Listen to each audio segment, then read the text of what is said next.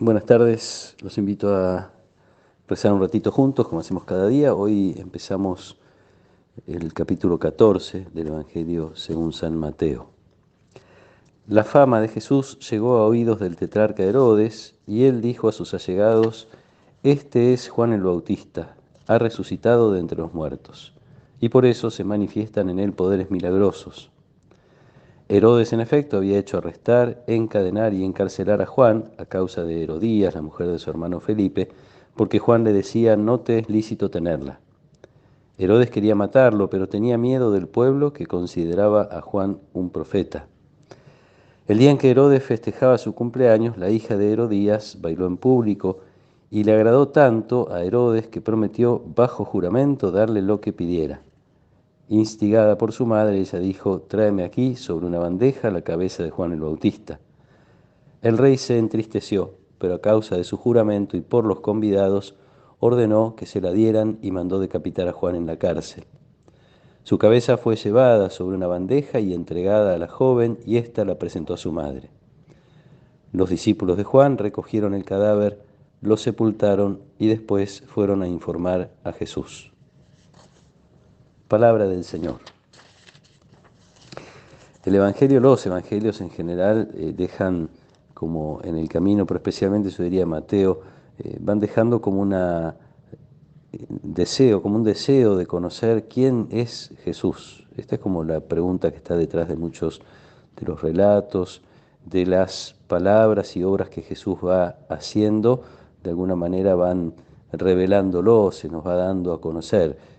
Se nos dio a conocer, se nos da a conocer en la medida en que seguimos tratando de profundizar en el mensaje de su Evangelio, en su vida y, como digo, en sus palabras y en sus obras.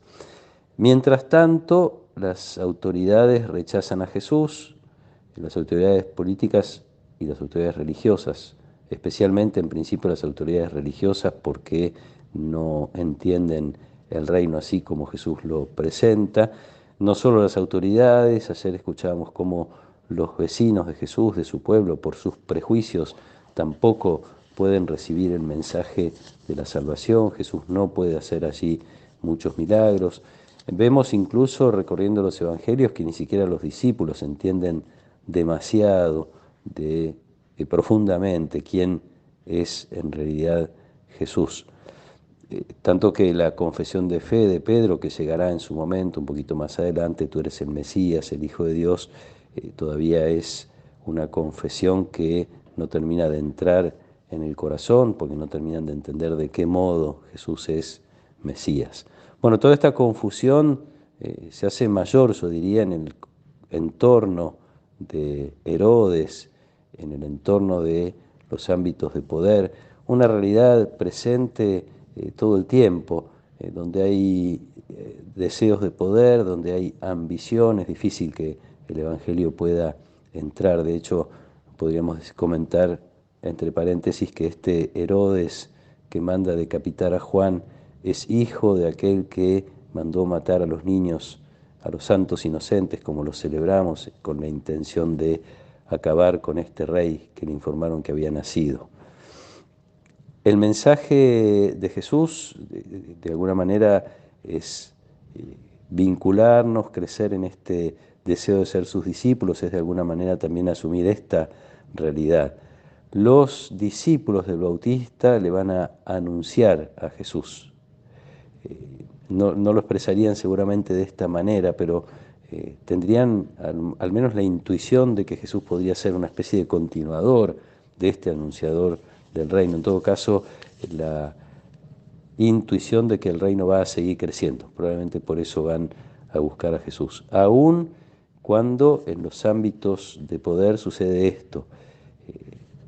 En algún otro pasaje hemos escuchado que Herodes de alguna manera lo admiraba a Juan, pero no tanto como para poner en riesgo su poder.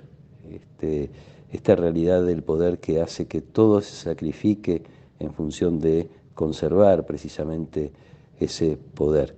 Bueno, como decía, los discípulos le anuncian a Jesús, considerarán que este reino va a seguir creciendo, y de hecho es así.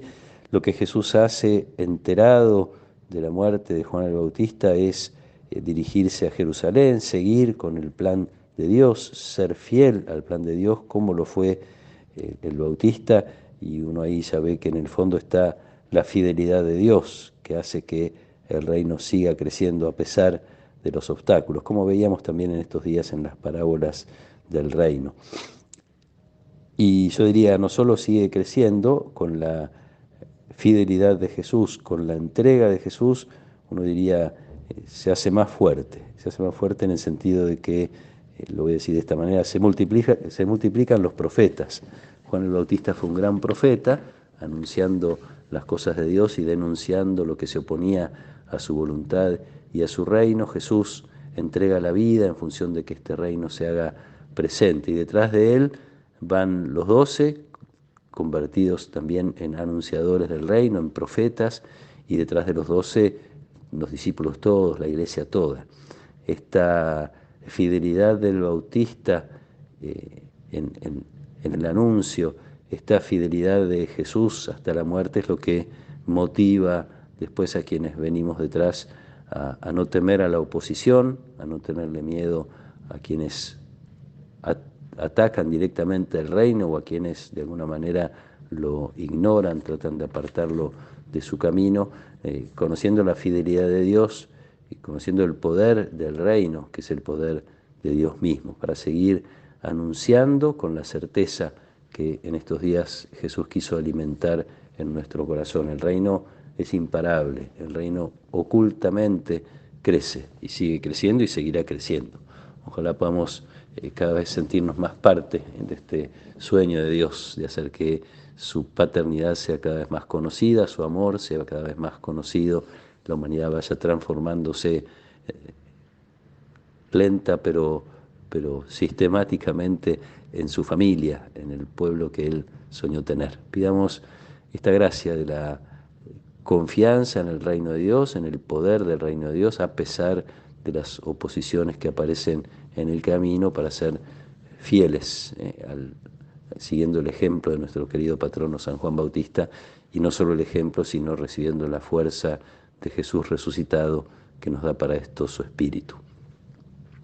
Que nos acompañe la protección y la bendición de Dios Todopoderoso, del Padre, y del Hijo, y del Espíritu Santo. Amén.